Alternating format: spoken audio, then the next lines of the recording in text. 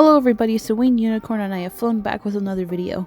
I recently just watched Descendants 4, so today we're going to be talking about that.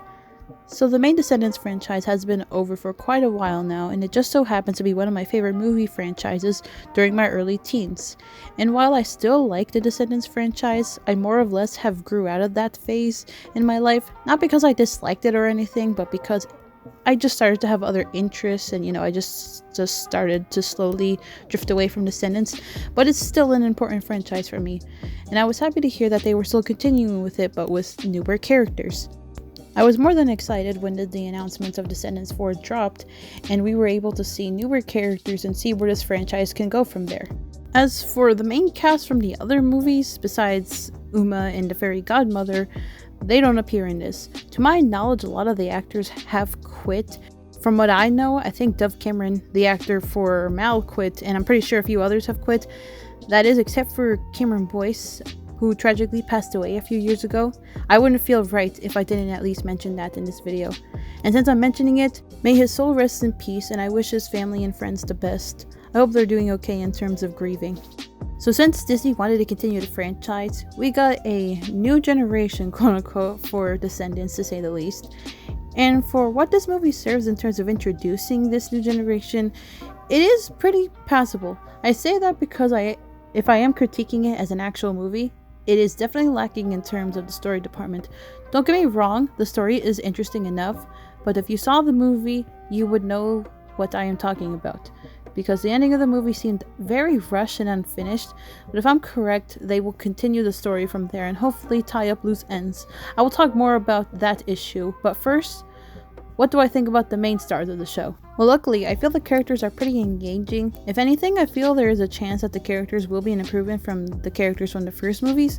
Not saying that the other characters were bad. If anything, I like a lot of the characters from the original Descendants movies. That's what made those movies, iconic in the first place. My favorite being Evie. But I mostly refer to Mal when I'm saying this. Red seems like a better version of Mal from what I can see from this movie. My opinion of Mal has been mixed over the years. It's been overall a mixed bag for my perception of Mal as a character. My reasoning being Mal just seems kind of a morally questionable person when it comes to her actions, specifically when it comes to her relationship with Ben. I'm not going to go too much into it because we're talking about this movie, but if you would like to know more about Mal and where she goes wrong as a character, I recommend watching this channel named Harry on the Hook, who makes a lot of videos dedicated to Descendants, specifically critiquing Mal as a character. I'll leave a link to one of her videos in the description below.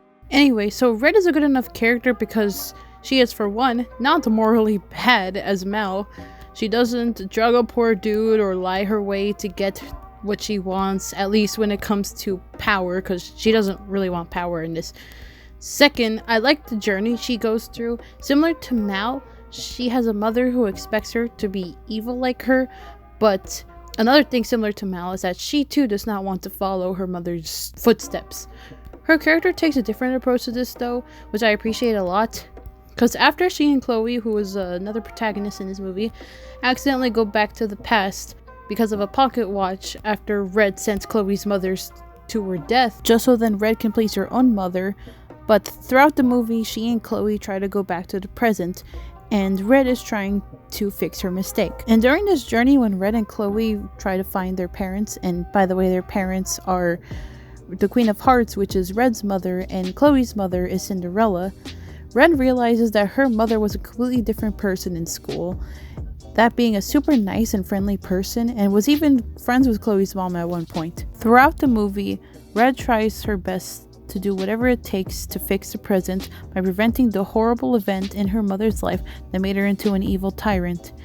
And this is when the movie kind of stood out to me. The whole struggle between Red and Chloe when it comes to doing good was pretty well demonstrated. See, Chloe is the exact opposite of Red. While Red is a rebellious and sort of snarky person, Chloe is, in the movie's words, a goody two-shoes.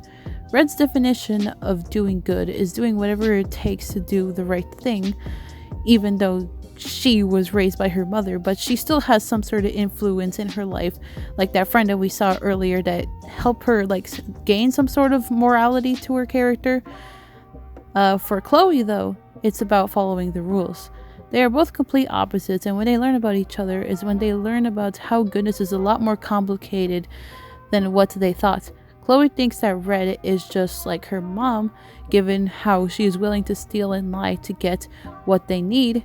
And though the other critique that I have about this movie when it comes to this theme is that it could have done better demonstrating how even though doing the right thing can sometimes cause one to break the rules to do it, the movie should at the very least say that breaking rules to do the right thing are wrong for a reason and shouldn't be done on the regular.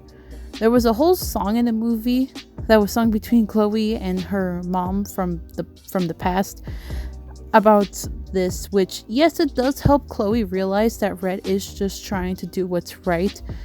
This movie is still for young people, so it should have at least acknowledged that rules are there for a reason, and sometimes, unfortunately, breaking them more often than not can be bad and even downright dangerous at times. Besides that critique, I do feel that the movie teaching about the morally gray sides in one's actions was kind of portrayed pretty alright. I feel that kids could learn that there isn't just bad and good in the world, and that life can be a bit more complicated than that. And I feel it's a pretty well executed between Red and Chloe when it comes to showing that theme. The chemistry between Red and Chloe are actually pretty good, and these two characters in general are honestly good setups for future movies, and I overall can't wait to see what they have in store for them next, since it looks like their adventure will continue. As for the other characters, they are all pretty fun too. I like Bridget and Ella, and their friendship was very sweet when looked at from the past. Liliana was pretty fun, although I will never understand why they couldn't just make her Ursula herself, considering we had Uma, the daughter of Ursula. Speaking of Uma, I appreciate her inclusion even if it is for a few scenes. She was my second favorite from the last movies, and I liked her in the fairy godmother scene in the beginning, especially because I thought it was sweet, and also that little Cameron tribute was needed. The songs were bangers, obviously, nowhere near like Chillin' Like a Villain or So Many Ways to Be Wicked or even What's My Name, but they're still pretty good. My favorite song is definitely Perfect Revenge. It was super fun hearing all the villains sing. Now, the main problem that I have with the movie that I mentioned from the beginning of this video was how short it felt. I feel that they were for sure wanting to keep going but couldn't for whatever reason, and it kind of felt a bit unsatisfying. Spoilers for the end, when Chloe and Red got back to the present, the Queen of Hearts is now nice, and the movie just sort of ends. Like, Red and her mother didn't work anything out themselves. At least for the other movies, Mal's ending was clear that she didn't want to follow her mother's footsteps, and she defeats her never to be seen again. In this movie, Red didn't need to do any of that. Not to even confront her mother on the bullcrap that she's been pulling on her. I honestly do not know how they plan to continue from here. My guess is that some other thing in this new present is altered, which will make Red and Chloe go back again to fix it. So basically what I'm saying at this is Disney Channel's Back to the Future series. I'm joking, obviously, but something like that has to be done, right? Because that's the only way I can imagine like how the next movie's gonna go. Guess only time will tell. Overall, besides the problems I have with the movie, it's still a pretty fun watch. If you're a Descendants fan, I recommend watching it. Currently, it's not as fun as the other three, but I feel that it is a good setup for potentially a worthy continuation of the Descendants franchise. But what do you guys think? Did you guys like the movie? Hate the movie? Do you guys agree or disagree with my points? Tell me what you guys thought in the comments. Thanks for watching the video, and now the winged unicorn has to fly away, y'all. See you in the next video. Bye-bye. Wait, y'all didn't think it was the end of the video, did you? Well, you're wrong, cause look at the scene that I ponified.